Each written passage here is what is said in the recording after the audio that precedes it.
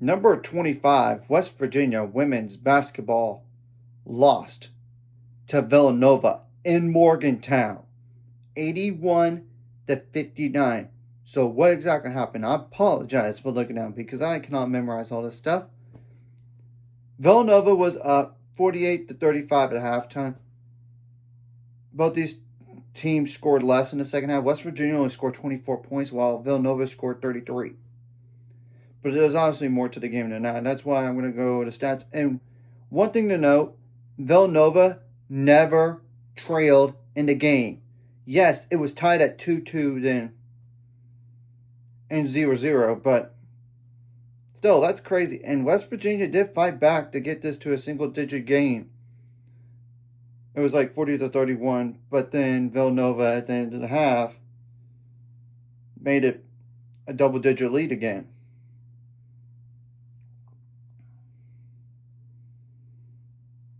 And after that, yeah, it was just basically double-digit game from there.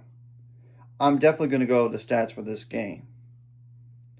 West Virginia only made like 33% from the field on 58 attempts, 30% on threes on 10 attempts, 64% on free throws on 28 attempts.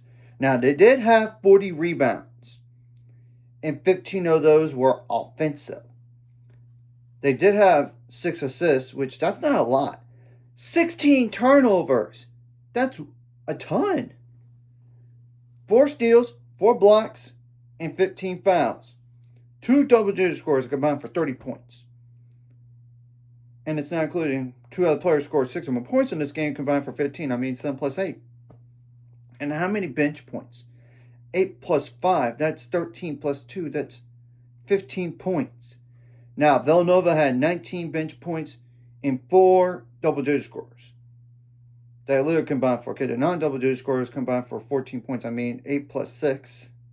And that's a 6 or more, by the way, for the game. So, 67 points. And Villanova was better in all areas shooting the ball. From the field, 52% on 63 attempts. 40% on threes on 20 attempts. 78% on free throws on 9 attempts. So they took 19 less foul shots, and they still won the game.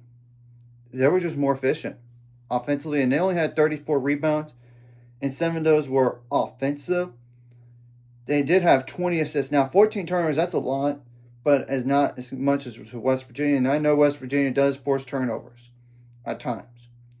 11 steals for Villanova, 5 blocks, and 22 fouls. Now I'm going to go the points off turnovers, points in the paint, and fast break points as well. Now the points off turnovers definitely favor Villanova, 22-6. Fast break points favored Villanova as well, 11-6.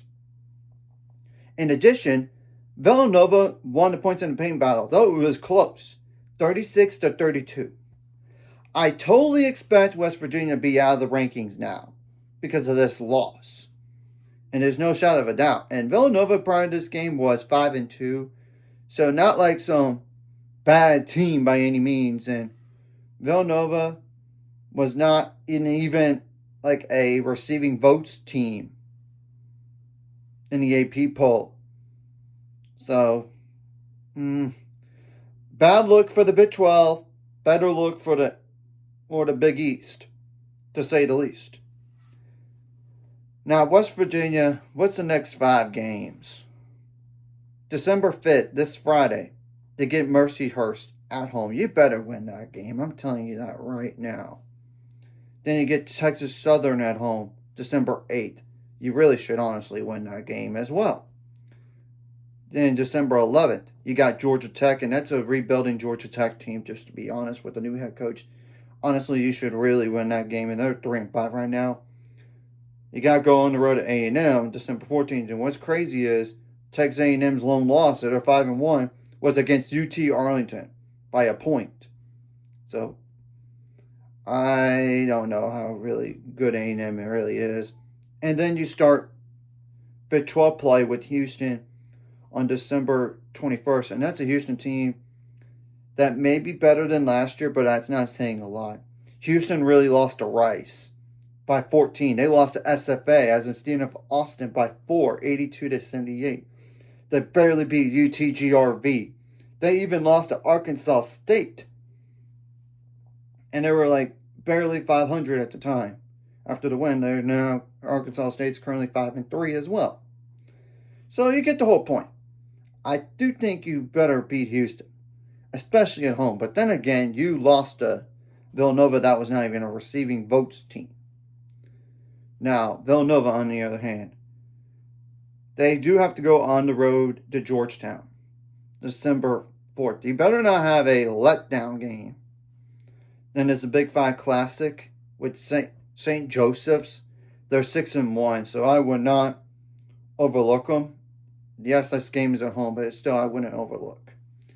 Then you get Seton Hall, December 19th, and that's the same. No, it's not the same Seton Hall team that beat Oklahoma State. It's somebody else. Never mind. But they're still undefeated, but it could be based on on the opponents that they play. Oh yeah, now December 22nd, they do play St. John's, and you do get that game at home. And that's a St. John's team that beat Oklahoma State at home. That was ranked number 18 at the time. So I would not overlook that game.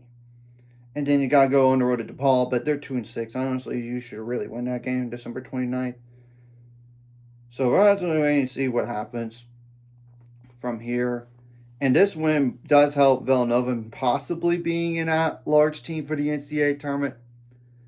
We'll have to wait and see down the line. I'm not saying they're going to win the Big East, because that's UConn's to lose. To be honest, it's more like the battle for second place. So anyways, if you like this content, hit the like, subscribe button. See you guys later on the road to 800 subscribers. Goal's ultimate goal is 1,000 more. So remember, this course like video, comment video really helps YouTube backgrounds so more people see it. Sharing the video does help as well, so more people can watch. And if you're watching and not subscribe, hit subscribe button for the notification bell as well.